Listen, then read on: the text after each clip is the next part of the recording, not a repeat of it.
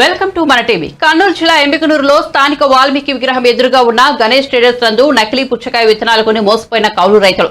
నష్టపోయిన రైతులకు వెంటనే నష్టపరిహారం చెల్లించాలని టీడీపీ రాష్ట్ర నాయకులు నరవ రమాకాంతరెడ్డి డిమాండ్ చేశారు. పెద్ద కడుబూరు మండలానికి చెందిన ఇద్దరు రైతులు గత 3 నెలల కింద పుచ్చకాయ పంట సాగు చేశారు. 3 నెలలు గడుస్తున్నా ఎలాంటి దిగుబడి, ఎలాంటి పూత రాకపోవడంతో విత్తనాలు అమ్మిన దుకాణం ముందు బైఠాయించి దుకాణం మూసి తాళం వేశారు. నకిలీ విత్తనాలు రైతులకిచ్చి మోసం చేసిన దుకాణ యాజమానిపై చర్యలు తీసుకోవాలని దుకాణం ముందు బైఠాయించారు.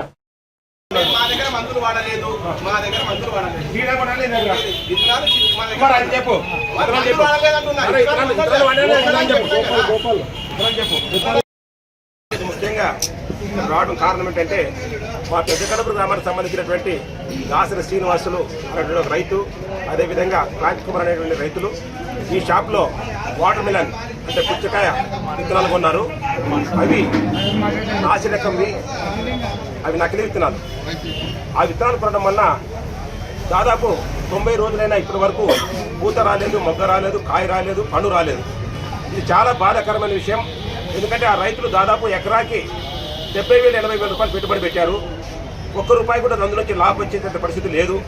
దయచేసి రైతులను ఆదుకోవాలని చెప్పి ఈ ప్రభుత్వాన్ని డిమాండ్ చేశాము, ఈ షాప్ వాళ్ళను అడగడం చేశాము. ముఖ్యంగా ఈ రాష్ట్రంలో విత్తన చట్టం కనుక సక్రమంగా అమలై ఉంటే రైతులకి ఏ పరిస్థితి వచ్చినది కాదు. ఈయన కౌలు రైతు, కౌలుకి పొలం తీసుకొని మిరపేశాడు. మిరప పంట రాకపోవడానికి మిరప తీసి ఈరోజు కల్లంగడి వస్తే, ఎండాకాలంలో వస్తే మంచి పంట వస్తుంది కదా, మంచి దిగుబడి వస్తుంది కదా అనే ఉద్దేశంతో ఇలా కల్లంగడి పంట వేశాడు. ఆ కల్లంగడి పంట సర్వనాశనం అయిపోయింది. ఈరోజు లక్షలు పెట్టుబడి పెట్టినటువంటి ఆ రైతులు ఈరోజు ఆత్మహత్యలే వాళ్ళకి సరైనం అయిపోయింది. మన రాష్ట్రాన్ని అయితే కరువు మండలంగా ప్రకటించారు, కానీ కరువు సాయం కూడా ఏం అందలేదు. దయచేసి ఈ రైతులు ఆదుకోవాలని చెప్పి ఇలాంటి కల్తీ విత్తనాలు అమ్మేటటువంటి వ్యాపారస్తులపైన కఠినమైన చర్యలు తీసుకోవాలని చెప్పి డిమాండ్ చేస్తూ మేము ఈరోజు ఇక్కడ ధర్నా చేయడం జరుగుతుంది. ముఖ్యంగా ఈ రైతులకు న్యాయం జరిగే వరకు మేము పోరాటం చేస్తాం. ఎందుకంటే ఇలాంటి కల్తీ విత్తనాలు కొని రైతులంతా కూడా సర్వనాశనం అయిపోతున్నారు. ఈ సంవత్సరం వర్షాలు లేక, పంటలు లేక, కాలువ సక్రమంగా పారక, పండిన పంటకు గిట్టుబాటు ధర లేక ఈరోజు రైతులంతా కూడా సర్వనాశనం అయిపోతున్నారు.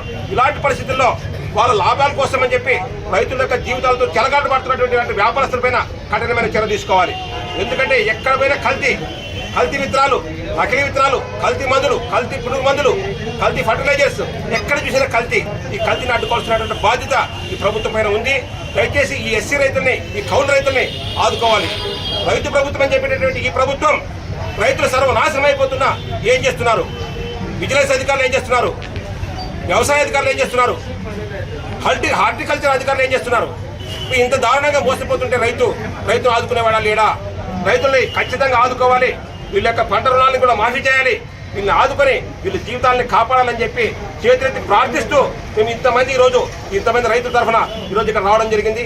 దయచేసి ఈ రైతులకి పూర్తిగా న్యాయం జరిగే వరకు మేము ఇక్కడ నుంచి కదిలే పరిస్థితే లేదు అనే ఉద్దేశంతో ఈరోజు ఇక్కడ ఆనందించడం జరిగింది. దయచేసి పాత్రికేయ మిత్రులు, ఇక్కడ వచ్చేసిన ప్రజలందరూ కూడా మాతో సహకరించండి. ఈ రైతు జరిగినటువంటి అన్యాయం మరి ఏ రైతు కూడా జరగకూడదు. రైతులంతా ఒకటే. రైతులు ఈరోజు ప్రాణాలు పట్టుబడి పణంగా పెట్టి పంటలు పండిస్తున్నారు. రైతులు ఆదుకోండి అని చెప్పి ప్రతి ఒక్కరిని కూడా చేతులెత్తి నేను నమస్కరిస్తున్నాను.